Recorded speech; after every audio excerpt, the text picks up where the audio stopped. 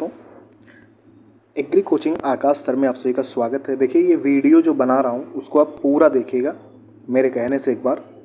AGTA कैसे बने, इस पूरे प्रोसेस पे हम लोग बात करेंगे कि आप लोगों का सिलेक्शन कैसे होगा और कैसे आप लोगों के खाते में सैलरी आएगी। ठीक है, कैसे बन सकते हैं आप एग्रीकल्चर टेक्निकल असिस्टेंट। तो इसके लिए सबसे पहली चीज़ कि आपको BSc AG जो कि आपने कंप्लीट कर रखी होगी या आप कंप्लीट करने वाले होंगे, तो BSc AG आपका जो सेमेस्टर वाइज है या आपका ईयर वाइज है वो आपका नेसेसरी है, वो आपका कंप्लीट होना चाहिए। ठीक है।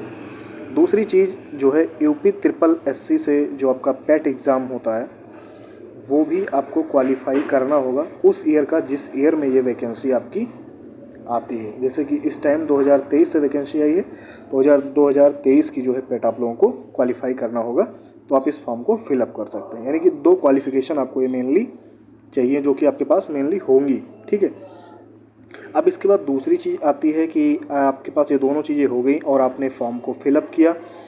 फॉर्म फिलअप होने के बाद 2-3 महीनों में लगभग इसकी शॉर्ट लिस्टिंग होती है। ठीक है। शॉर्ट लिस्टिंग का मतलब ये होता है कि इसमें कट ऑफ आएगी कि आपका PET में यदि इतना नंबर है या इससे ज़्यादा है तो आप जो है इस फॉर्म के लिए मेंस के लिए अप्लाई कर सकते हैं। ठीक है, नहीं तो आपका रास्ता वहीं से कट। ठीक है। जैसे कि आपका PET में नंबर है, एक मैं उदाहरण की तरह बता रहा हूँ। जैसे आपकी PET का नंबर में आपके है 20 नंबर है और जो शॉर्ट लिस्टिंग में कट ऑफ आई है UP SSSC आयोग की तरफ से मान लीजिए आई है 22 नंबर। ठीक है, एक अप्रॉक्सीमेट मैं उदाहरण दे रहा हूँ, तो ये 22 नंबर है। तो आपका जो है यहाँ पे PET में 20 नंबर है, इस वजह से आप मेंस का फॉर्म नहीं फिलअप कर पाएंगे। ठीक है, आप मेंस बिल्कुल भी भरने लायक नहीं रहेंगे। यही आपकी 19 या 20 कट ऑफ जाती है तो आप लोग भरने को पा जाएंगे। ठीक है, तो इस तरह से आपका पहले, इसके बाद होगा मेंस का एग्ज़ाम। अब मेंस के एग्ज़ाम में पूछा क्या जाता है तो ये लगभग बच्चों को पता होगा क्योंकि उनकी आधी तैयारी लगभग पूरी हो चुकी है। तो उसमें आपका एग्रीकल्चर क्वेश्चन आते हैं और साथ में कंप्यूटर जो है आजकल आ रहा है कि सिलेबस इसका पूरा हो गया है चेंज, और साथ में आता है UP का थोड़ा सा GK पार्ट। ठीक है, तो 15 नंबर आपका कंप्यूटर रहता है, 20 नंबर ये रहता है और एग्रीकल्चर आपका 65 नंबर। ये 3 इस तरह से 100 क्वेश्चन आपके आते हैं। और यदि आप 100 में से, इन 100 प्रश्नों में से एग्रीकल्चर, कंप्यूटर और UP GK में जो आपके 100 प्रश्न हैं ये हैं, कोई भी बच्चा यदि 100 में से 70 या 75 नंबर ले आता है, ठीक है, 70 या 75 मार्क्स ले आता है, तो कोई भी कैटेगरी का बच्चा हो लगभग उसके सिलेक्शन होने की उम्मीद बहुत ज़्यादा रहती है। ठीक है, मतलब 70-75 पे अप्रॉक्सीमेट आपका सिलेक्शन हो जाता है। ठीक है, अगर कोई 70 या 75 नंबर ले आता है तो आपका सिलेक्शन हो जाता है। हो सकता है कट ऑफ 80 भी कभी भी जा सकती है अगर ज़्यादा बच्चे हो जाते हैं तो, और हो सकता है कभी भी 60 भी जा सकती है अगर कम बच्चे हैं तो। ठीक है, तो इसका नहीं कहा जा सकता, बट आपका 70 यदि मार्क्स है, 70 से प्लस है, तो आप अपने आप को समझ लीजिए कि मेरा सिलेक्शन लगभग हो चुका है। अब आपको DV की तैयारी करनी है। इसके बाद अब देखिए, सबसे पहली चीज़ कि आपको ये से पढ़ना कैसे है। ठीक है, बहुत लोग कहते हैं सर ये तीनों चीज़ें कवर कैसे करें।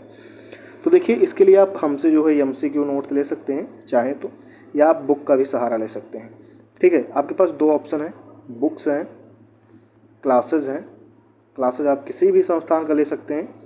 ठीक है, और आप नोट्स को परचेज़ कर सकते हैं। ठीक है, ये 3 चीज़ें अगर आपने कर ली, आपने बुक्स का सहारा लिया, क्लासेस का सहारा लिया और नोट्स का लिया, और साथ में जो PYQ जो आपके प्रीवियस ईयर क्वेश्चन UP में एग्ज़ाम हुए हैं एग्रीकल्चर के, उनके आपने अच्छे से देख डाले हैं, तो आपका काम समझ लीजिए कन्फर्म है कि आपका 70 नंबर से प्लस ही आएगा। ठीक है, अब देखिए बुक्स के लिए तो आप बुक्स नेमराज सोंडा वगैरह की जो आती हैं आप उनको ले सकते हैं। अगर आप लोग बुक्स चाहेंगे तो मैं आपको बुक्स बता दूंगा। क्लासेस आप किसी भी, जिसका भी आपको अच्छा लगे कि यहाँ से पढ़ाई जो है अच्छी होती है, तो आप उस संस्थान का बैच वगैरह ऑनलाइन ऑफलाइन दोनों ले सकते हैं। PYQ आप हमारी टेलीग्राम चैनल पे पा सकते हैं, वहाँ पे सारी PDF जो है फ्री में अपलोड कर दी गई हैं, बहुत सारी आपके लिए। बात आती है कि नोट्स आप देखिए, मैं बता रहा हूँ किसी भी संस्थान का ले सकते हैं और साथ में आप हमारा भी नोट्स ले सकते हैं, क्योंकि हमारे नोट्स में कुछ खास है, मैं इसलिए बता रहा हूँ। आप MCQ नोट्स ले सकते हैं, इसमें आपको लगभग 7000 क्वेश्चन टोटल मिलेंगे। इसमें आपके 4000 क्वेश्चन एग्रीकल्चर के रहेंगे, 4000 क्वेश्चन एग्रीकल्चर के रहेंगे, 4000 का 4500 प्लस हैं, और इसमें आपको मिलेगा लगभग 2000 क्वेश्चन कंप्यूटर के। ठीक है, कंप्यूटर के 2000 क्वेश्चन, और आपको लगभग 700 या 600 क्वेश्चन आपको UP GK के आसपास मिलेगा। और ये इतने कम प्राइस में रखा गया है कि कोई भी स्टूडेंट इसको ओनली 65 रुपीज़ में ले सकता है। ये बहुत ही नॉर्मल कोई भी बंदा ले सकता है। ठीक है, अगर आपको लेना है तो मैं 1 मिनट में बता देता हूँ, आप इस नंबर पर मैसेज करके ले सकते हैं। 9453217006 पे आप व्हाट्सएप करके ले सकते हैं। समझ लीजिए, इसके बाद आपका हो जाता है मेंस क्लियर। अब आपका हो गया है मेंस क्लियर, फिर आगे का प्रोसेस क्या होगा? मेंस आपका हो गया क्लियर, ठीक है, आप हो गए खुश। इसके बाद आपका होता है डॉक्यूमेंट वेरिफिकेशन जिसे कहते हैं, यानी कि डीवी जिसे कहते हैं। डीवी आपका यूपी 888 लखनऊ में जो है, या जहाँ भी वो कराना चाहें वो डीवी आपकी वहाँ पे होगी। यानी कि जो डॉक्यूमेंट्स आपने लगाए हैं उन सबको आप वेरीफाई करने का टाइम आ चुका है। ठीक है, इसके बाद आपका हो जाएगा वेरीफाई यदि होता है, ठीक है। अगर नहीं होता, अगर छोटा माइनर अगर कुछ डिफरेंस आता है तो आपको एक बार मौका मिल सकता है कि हाँ, आप 2-3 महीनों में इसको आप सही करा सकते हैं। ठीक है, यदि आप में ज़्यादा त्रुटियाँ देखने को मिलती हैं तो आपका वहाँ पे सिलेक्शन जो है कैंसलेशन हो जाएगा, यानी कि आपका सिलेक्शन रद्द हो जाएगा वहाँ पे। ठीक है, इसलिए जो भी भरा जाए, जो भी आपने फॉर्म में भरा है वो एकदम सही भरेंगे यदि आप, तभी आपका सिलेक्शन बिल्कुल सुनिश्चित होगा। क्योंकि मेरा एक सिलेक्शन इसी वजह से रुका है कि मेरा थोड़ा सा जो है यहाँ पे दिक्कत हो गई थी, तो इस वजह से मेरा सिलेक्शन एक एग्ज़ाम में नहीं हुआ है, इसलिए मैं आपको बता रहा हूँ। ठीक है, तो आपका सिलेक्शन होने के लिए आप बिल्कुल फॉर्म को बहुत अच्छे से और सिक्योर करके भरें।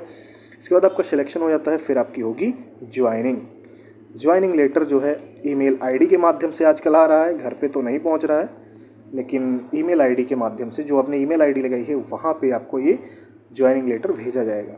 उसको आप डाउनलोड करके जहाँ भी आपका जो भी ज्वाइनिंग डिस्ट्रिक्ट या मिलता है आपको, वहाँ पे जाके आपको उस संस्था में या जहाँ पे आपकी नौकरी लगती है आपको वहाँ पे उसको जमा करना होता है। ठीक है, उसकी एक जो ओरिजिनल कॉपी होती है वो आप रखे रहते हैं और एक फ़ोटो स्टेट टाइप का आप जमा करते हैं। वहाँ पे जमा करने के बाद आप अपना कार्य स्टार्ट कर देते हैं, टेक्निकल असिस्टेंट वाला जो आपको नौकरी मिली है। ठीक है, और अगर इसमें बात करें कि आपका वेतन वगैरह कितना होता है, तो मैं आपको एक्यूरेट वेतन बताता हूँ, क्योंकि मेरे मित्र जो है टेक्निकल असिस्टेंट ही हैं और उनकी जो इस टाइम की सैलरी है वो मैं अप्रॉक्सीमेट अगर बताऊँ तो 32 से 40 हज़ार के बीच में जो है आपकी सैलरी इसमें रहेगी। ठीक है, लेकिन उनकी जो सैलरी है इस टाइम वो लगभग आपकी सैलरी रहती है 34,000 इस टाइम उनकी सैलरी है। ठीक है, रुपए में है, डॉलर में नहीं है, ये मत सोचिएगा, तो रुपए में है। 34,000 रुपये वो सैलरी इस टाइम पाते हैं। आपको अगर AGTA से संबंधित और कोई भी डाउट है तो आप जो है मैसेज कर सकते हैं, कमेंट कर सकते हैं, आपको सारे डाउट्स यहाँ पे क्लियर कर दिए जाएंगे। हो सकता है मैं कोई चीज़ आपकी भूल गया हूँ, जो आपके मन में सवाल हैं, तो आप जो है कमेंट कर सकते हैं।